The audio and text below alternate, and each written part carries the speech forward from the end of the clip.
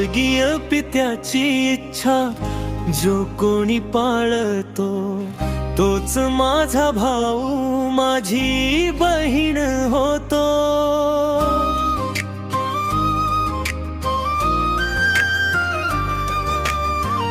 रक्ताच्या नात्यापेक्षा विश्वासाचं नातं थोर. येशूच्या कुटुंबात आपण सारेच आहोत थोर.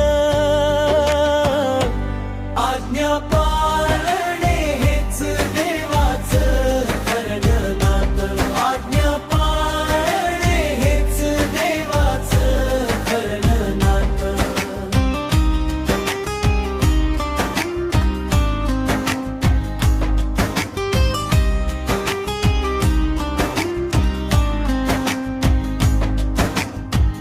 जगाची ही नाती सारी काळानुसार बदलती.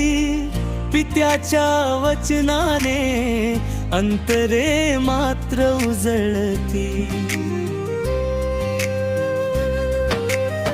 हृदयात ज्याच्या देवाचा शब्द कायम राहतो तोच प्रभू ख्रिस्ताचा सख्खा सोयरा होतो. आज्ञा पाळणे हेच देवाचं खरं नातं. आज्ञा पाळणे हेच देवाचं खरं नातं.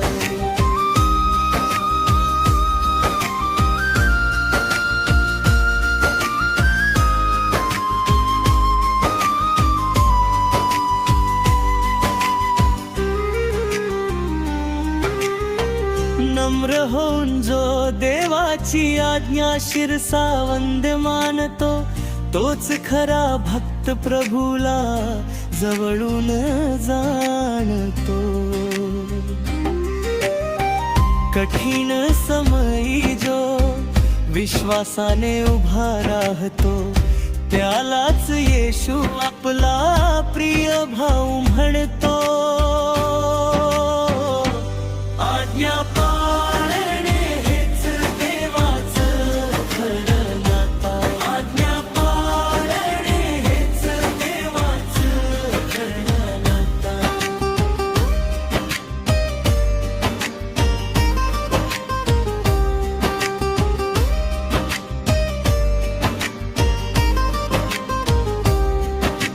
भेदाभेद विसरून प्रीतीचा जो मार्ग धरतो. दीन दुबळ्यांच्या सेवेत जो देव शोधतो. पित्याच्या गौरवासाठी जो आयुष्य वेचतो तोच ख्रिस्ताच्या रक्ताचा वारसदार होतो.